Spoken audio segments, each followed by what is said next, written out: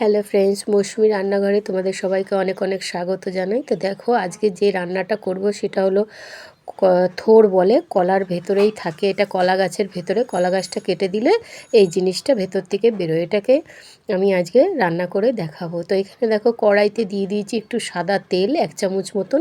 আর থোড়টাকে দেখো আলু ভাজার মতন ঝিরিঝিরি করে কেটে নিয়েছি।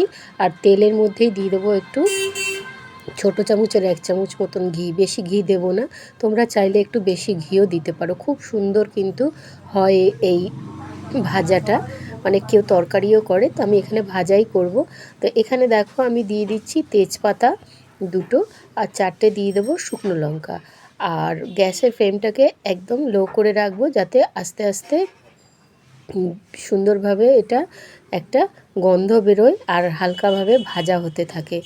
তো দেখো, এবার এই যে আমি এগুলো দিয়ে দিলাম, দিয়ে একটুখানি দিয়ে দিলাম আমি এখানে কালো জিরে। তোমরা চাইলে কালো জিরে দিতেও পারো, নাও দিতে পারো, কিন্তু এখন তো শীতকাল, তো একটু কালো জিরে খাওয়া কিন্তু ভালো, ঠান্ডা লাগে না। তো যাই হোক, তো দেখো এখানে খুব সুন্দর কিন্তু একটা ঘি, তেল, শুকনো লঙ্কা, তেজপাতা, কালো জিরের একটা দারুণ গন্ধ বেরিয়েছে।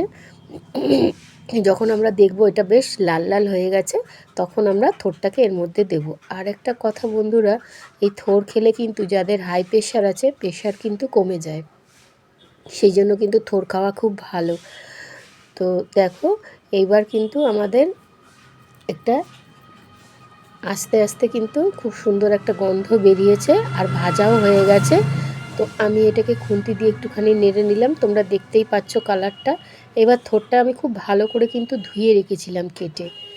আর এটা একটু জলেই ভিজিয়ে রাখবে কাটার সময়, কেন বলো তো, কলার জিনিস তো একটু কালো হয়ে যায়। যেমন আমরা আলু কাটি, যদি ধরো জলে ভিজিয়ে না রাখি, তাহলে কিন্তু এটা কিন্তু একটু কালো হয়ে যায়।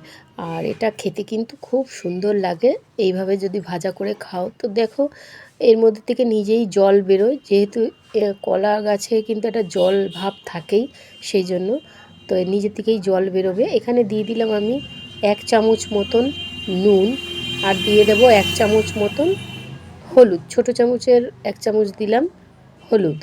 দিয়ে এবার খুব ভালো করে এটাকে নেড়ে চেড়ে নিয়ে ভাজতে হবে। তো এবার দিয়ে দিচ্ছি 1 চামচ মতন চিনি, কেন একটু মিষ্টি মিষ্টিও লাগতে হবে। আর এই থোড়টা একটু জলই বেরোয়, জলীয় জিনিস তো, সেই জন্য তো একটু মিষ্টি দিলে কিন্তু খুব ভালো লাগবে। আর কিন্তু কিচ্ছু লাগে না, এই রেসিপিটা এত সুন্দর লাগে খেতে, কি বলবো তোমাদেরকে।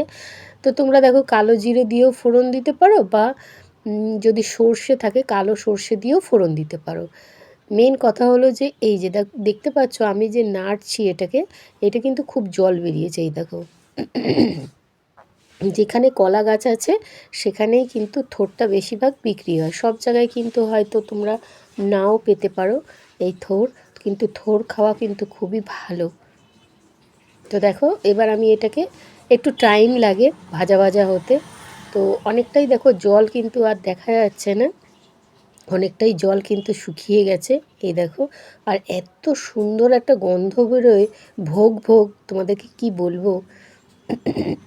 যারা রান্না করেছো তারা তো জানোই, আর যারা থোড় খাওনি কোনো দিনও, তো তারা এইভাবে রান্না করে দেখো। খুবই সিম্পল, কোনো জিনিসই লাগে না, কিন্তু খেতে এত টেস্টি হয় যে কি বলবো। আর এটা ভাজা ভাজা হলেই জানবে খুব ভালোভাবে আমাদের সিদ্ধ হয়ে গেছে। তো আমি একটু ঢাকা দিয়ে রেখেছিলাম, যাতে খুব ভালোভাবে এটা একটু সিদ্ধও হয়ে যায়, আর জলটাও যেন শুকিয়ে যায়। তো দেখো, কড়াইতে কিন্তু একদম লেগে যাচ্ছে। তো আমার রান্না যদি তোমাদের ভালো লাগে, লাইক, শেয়ার, কমেন্ট করো, আর সাবস্ক্রাইব করার জন্য তোমাদের কাছে অনুরোধ রইল। দেখো, খুব সুন্দরভাবে কিন্তু এটা ভাজা হয়ে গেছে, আর দারুণ গন্ধ বেরোচ্ছে। গরম ভাতের সাথে বা রুটির সাথে দারুণ লাগে কিন্তু খেতে। রুটির সাথেও কিন্তু খুব সুন্দর লাগবে খেতে, যদি তোমরা রুটির সাথে খাও। তো দেখো, একদম রেডি হয়ে গেছে একদম। আমি গ্যাস এখন অফ করে দিয়েছি। এই যে কড়াইতে কিন্তু একদম ঝুরঝুরো হয়ে গেছে, খুব সুন্দর লাগে। আর থোড়ের কিন্তু পোলাও হয়। তো আমাদের একদম রেসিপি কিন্তু থোড় ভাজা একদম রেডি হয়ে গেছে। একটু টাইম লাগে বন্ধুরা, কিন্তু খুব খুব সুন্দর লাগে। আর যাদের বললামই, যাদের হাই প্রেশার আছে তারা যদি এই থোড় ভাজাটা খায় তাহলে কিন্তু খুব ভালো উপকার দেয়। তো তোমরাও বানিয়ে ফেলো থোড় ভাজার রেসিপি।